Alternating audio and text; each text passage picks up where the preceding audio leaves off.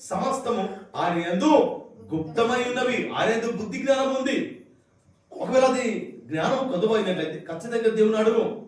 ఏ విషయంలో బుద్ధి కావాలి, ఏ విషయంలో జ్ఞానం కావాలి, కుటుంబం కట్టుకోవడం విషయంలో జ్ఞానం కావాలా, పిల్లలను పెంచే విషయంలో జ్ఞానం కావాలా, దేవుడు అప్పగించిన ఆ పనిని సంపూర్ణ నిర్వహించడానికి ఆ జ్ఞానం కావాలా. జ్ఞానం కావాలి అంటే దేవుని అడిగితే దేవుడు ఖచ్చితంగా దాన్ని ఇస్తాడు.